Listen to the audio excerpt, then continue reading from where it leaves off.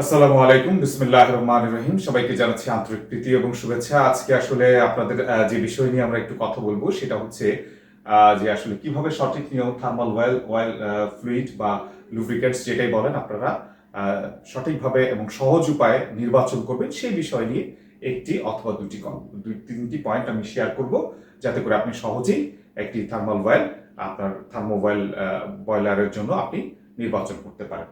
সাধারণত আমাদের এই থার্মাল অয়েলগুলো বা ফ্লুইডগুলো ইউজ হয় অয়েল ইনজেক্টেড বয়লারের জন্য। অয়েল ইনজেক্টেড বয়লার বিভিন্ন ধরনের টেক্সটাইল গার্মেন্টস ইন্ডাস্ট্রিতে ব্যবহার হয়ে থাকে। সাধারণত দুই ধরনের হয়ে থাকে এই ধরনের বয়লারগুলো। এক হচ্ছে ক্লোজ টাইপ, এবং যার টেম্পারেচার হচ্ছে 315 ডিগ্রি সেলসিয়াস পর্যন্ত হাইয়েস্ট টেম্পারেচার লেভেল। আরেকটা হচ্ছে ওপেন টাইপ, যা 280 ডিগ্রি সেলসিয়াস তাপমাত্রা পর্যন্ত তাপমাত্রা উঠে থাকে। সো বেসিকলি আপনারা সবসময় একটা জিনিস খেয়াল করবেন যে ওএম সাজেশনসটা কি। What is the OM suggestions? আপনার প্রত্যেকটা প্রোডাক্টের সাথে একটা ম্যানুয়াল থাকে, ওপেন আপ করবেন, সেখানে ম্যানুয়ালটার একটা লুব্রিকেশনস ইন্ডিকেশন একটা চ্যাপ্টার থাকবে, সেই চ্যাপ্টারটা ওপেন করবেন এবং অবশ্যই আপনি যেই তেলটি বা যে লুব অয়েলটি আপনি কিনতে চান বা যে ফ্লুইডটি আপনি কিনতে চান, অবশ্যই সেটার টেকনিক্যাল ডেটা শিট আপনি টিডিএস বা পিডিএস আপনি কালেক্ট করবেন। এবং ওএম সাজেশনস, ওএমস আপনি জানেন যে অরিজিনাল ইকুইপমেন্ট ম্যানুফ্যাকচারার সাজেশনস, এবং যে প্রোডাক্ট আপনি জানবেন কিনতে যাবেন তার টিডিএস এর সাথে আপনি কিছু বিষয় ক্রস চেক করে নেবেন।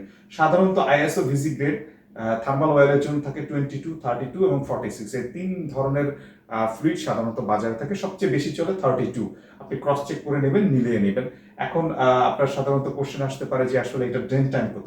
থার্মাল ফ্লুইডের অ্যাকচুয়ালি আসলে কোনো ড্রেন টাইম নাই, এটা পর্যায়ক্রমে সপ্তাহে, মাসে বা 2 মাস পর পর আপনি অবশ্যই একটি টেস্ট করবেন। কন্ডিশনাল মনিটরিং টেস্ট করে আপনি আসলে দেখবেন যে আপনার প্রোডাক্টের আপনার থার্মাল অয়েলটার অবস্থা কি, এটার ভিসকোসিটি আছে না চলে গেছে, নাকি চেঞ্জ করতে হবে, সেটা আপনি কন্ডিশনাল মনিটরিং টেস্টের মাধ্যমে জানতে পারবেন।